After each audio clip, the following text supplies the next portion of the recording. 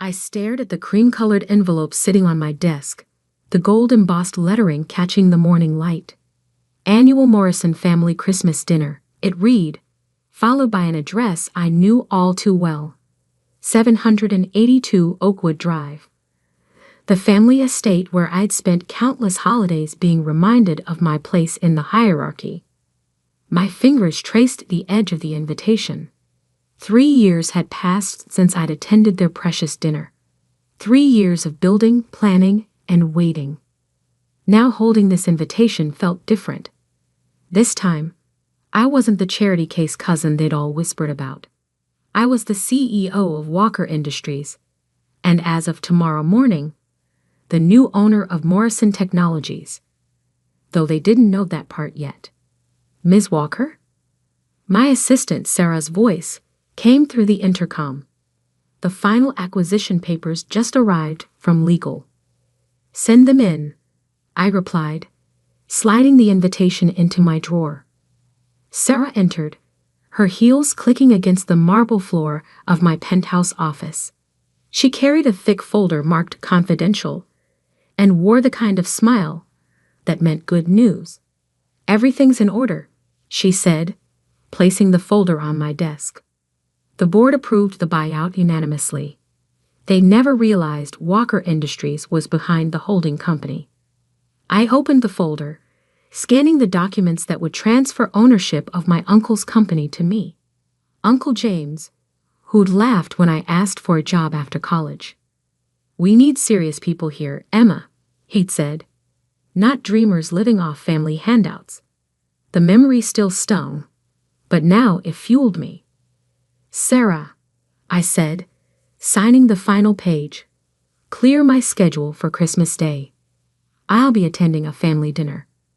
She raised an eyebrow. The Morrisons? Are you sure? I smiled, remembering my cousin Blake's words from the last dinner I attended. When are you going to stop embarrassing the family and do something with your life? Oh yes, I replied. It's time they learned what I've done with my life. The week before Christmas passed in a blur of meetings and preparations. The acquisition was set to complete at exactly 2 p.m. on Christmas Day. Right around the time my family would be serving turkey and judgment in equal portions. I chose my outfit carefully that morning. A simple black dress that probably cost more than my cousin Blake's monthly salary, though you'd never guess by looking at it. No flashy labels, no obvious signs of wealth. Let them think I was still struggling. The reveal would be sweeter that way. As I pulled up to the mansion in my modest car, not the Bentley I usually drove, memories flooded back. Every Christmas dinner, every snide comment, every time they'd made me feel small. Emma, my Aunt Patricia's voice carried across the driveway, sticky sweet with fake concern. We weren't sure you'd come. Times must be difficult. I smiled, clutching my simple handbag that held nothing but my phone and the acquisition papers. Thank you for inviting me, Aunt Patricia. Inside, the house smelled of pine and pretension. Crystal glasses clinked as relatives milled about, their designer clothes and jewelry competing for attention. My cousin Blake stood by the fireplace, holding court with his usual admirers. Well, look who it is, he called out, loud enough for everyone to hear. The prodigal cousin returns. Still working at that startup, Emma? Or have you finally found a real job? I kept my face neutral. If he only knew that his real job at Morrison Technologies would belong to me in less than 2 hours. I'm managing, I said quietly, playing my part. Uncle James appeared, drink in hand. Emma, surprised to see you here. Though I suppose free dinner is hard to pass up these days. The room tittered with polite laughter. I took a seat at the massive dining table, carefully arranged with the best china and crystal. As always, they'd placed me near the kitchen door, the subtle positioning of the family disappointment. Aunt Patricia began serving turkey, making sure everyone knew she'd had it specially prepared by a chef who trained in Paris. The conversation flowed around me, mostly about business deals and vacation homes. Speaking of business, Blake announced, "We just closed a major acquisition at Morrison. Dad's company is about to double in size." I bit back a smile. The acquisition he was talking about was a smokescreen, a small deal we'd let them think they were winning while we quietly bought up their shares through various shell companies. "Still living off handouts?" my cousin Jessica asked, not even trying to hide her smirk as she passed the cranberry sauce. "I heard you were seen looking at apartments in the East Side. Bit above your means, isn't it?" I checked my watch. 1:58 p.m. Almost time. "You know," Blake continued, swirling his wine, "if you need help finding something more suitable to your situation, I know some affordable neighborhoods." 2:00 p.m. Right on schedule, the doorbell rang. The room fell quiet. No one was expected at this hour. "I'll get it," Aunt Patricia said, but I stood up. "No, please. Allow me." I walked to the door, feeling their eyes on my back. Opening it, I found Sarah standing there in her impeccable suit, tablet in hand. "Ms. Walker," she said crisply, loud enough for everyone to hear, "your acquisition of Morrison Technologies is complete. The board has been notified, and the press release goes out in 5 minutes." The silence behind me was deafening. I turned to face my family, finally allowing myself to smile. "Thank you, Sarah. Please let the board know I'll be making some changes, starting with the leadership." Uncle James's glass slipped from his hand, shattering on the hardwood floor. Blake's face had gone completely white. What is she talking about?" Aunt Patricia whispered. I pulled out my phone, showing them the press release that was about to go live. "Walker Industries acquires Morrison Technologies in surprise takeover." "Walker Industries," Blake stammered. "But that's my company," I finished for him. "The one I built while you were all too busy mocking me to notice. Now, shall we discuss those affordable neighborhoods you mentioned? Because I believe you'll all be looking for new jobs soon." The turkey was getting cold, but suddenly, no one was interested in eating. And this was just the beginning. The room froze. Silverware clattered against china as hands went limp with shock. Uncle James stumbled to his feet, his face turning an alarming shade of red. "This is impossible," he sputtered. "Walker Industries is a multi-billion-dollar company. They've been buying up tech firms across the country. You couldn't possibly." I pulled out the acquisition papers from my handbag, laying them carefully between the turkey and cranberry sauce. "Would you like to see the documentation, Uncle James? Or perhaps you prefer to check your email? The board should have notified you by now." As if on cue, phones started buzzing around the table. The press release had gone live. Blake lunged for his phone, fingers trembling as he pulled up the announcement. "Emma Walker, CEO of Walker Industries, announces complete acquisition of Morrison Technologies." He read aloud, voice cracking. "This is some kind of joke. Like when you told the board I wasn't qualified for an entry-level position." I asked, maintaining eye contact. "No, cousin. This isn't a joke. This is business." Aunt Patricia gripped the back of her chair, knuckles white. But you were struggling. Living in that tiny apartment, driving that old car." I smiled, remembering all the times they'd commented on my modest lifestyle. "That apartment? It's one of 50 properties I own in the city. The car? A choice, not a necessity. You see, while you were all busy flaunting your wealth, I was building mine." Sarah stepped forward, tablet still in hand. "Ms. Walker, the transition team is ready. Would you like me to begin implementing the leadership changes now? Uncle James slammed his hand on the table. Now wait just a minute. You can't just walk in here and... I can. I cut him off calmly. And I will. But first, let me share a story. Since we're having such a lovely family dinner. I took my seat again, smoothing my dress. The power shift in the room was palpable.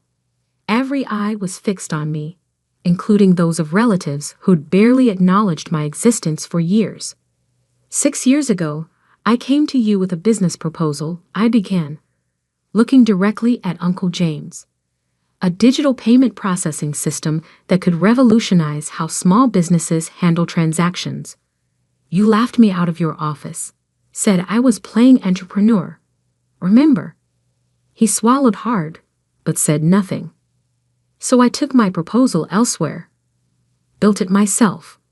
That system now handles over $50 billion in annual transactions. But that was just the beginning. I paused, taking a sip of water. While you were all busy mocking my startup, I was acquiring companies across 3 continents, always through holding companies, always quietly. Morrison Technologies was just the latest piece of the puzzle. Why? Blake's voice was barely a whisper. Why not tell us? I turned to him, remembering every snide comment, every deliberate exclusion.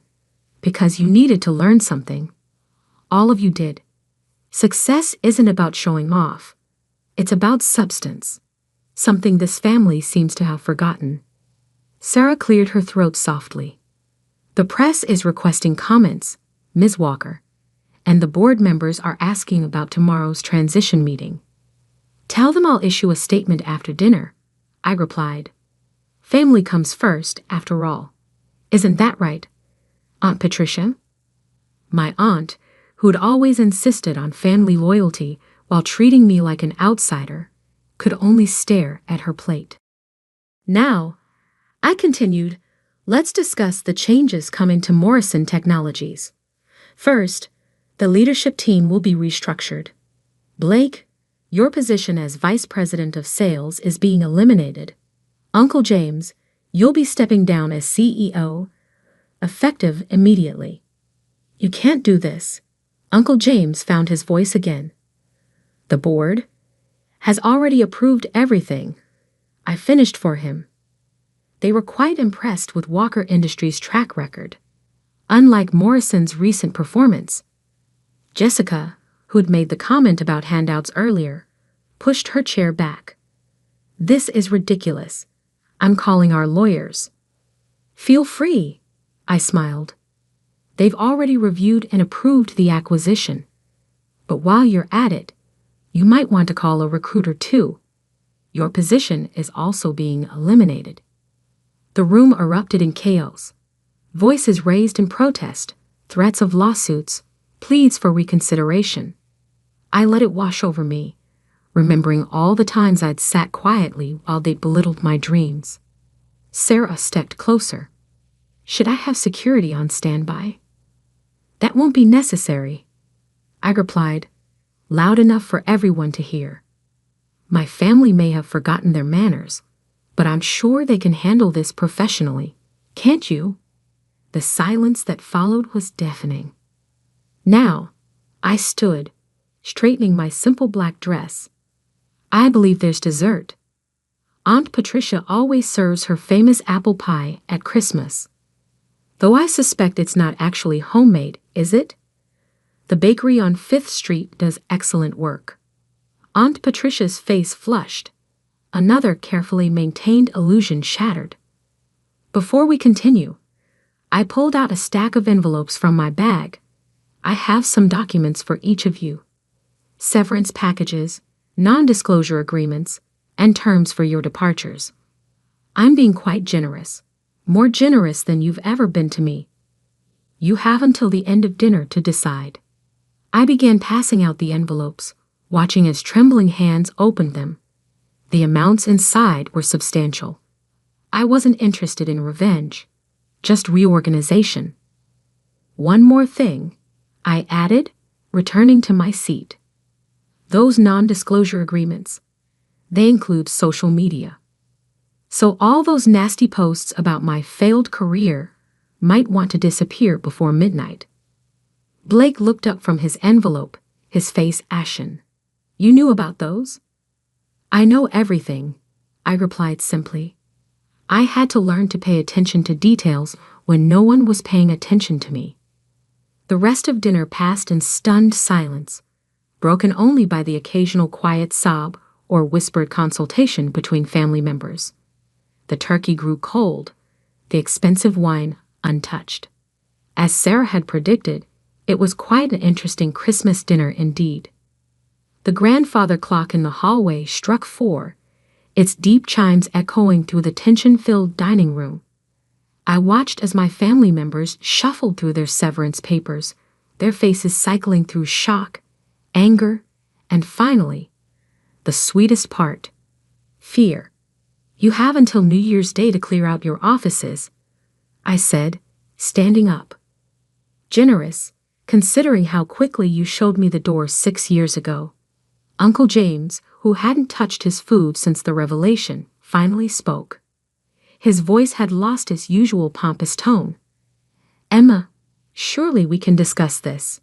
We're family. I turned to him slowly, letting his words hang in the air. Family? Let's talk about family, Uncle James. When Aunt Marie died, and I needed help with Mom's medical bills, where was family then? When I slept in my car for 3 months while building my company, did family notice? You slept in your car? Aunt Patricia interrupted, her perfectly made-up face crumpling. But why didn't you say something? Would you have listened? I asked quietly. Or would you have used it as another reason to mock me at Sunday brunch? The silence that followed was answer enough. Sarah stepped forward again. Ms. Walker, the board is requesting an immediate video conference, and Mr. Sterling from the Times is asking for an exclusive. I nodded, then turned back to my family. You'll find complete instructions in your packets. The transition team will assist you with the handover. Please don't make this more difficult than it needs to be. Blake, who had been uncharacteristically quiet, suddenly stood up. Wait. Just wait. He pulled out his phone, fingers trembling as he pulled up something. Is this why you were at the Thompson merger last month? In the background of this photo. That's you, isn't it? I glanced at the society page photo he'd found.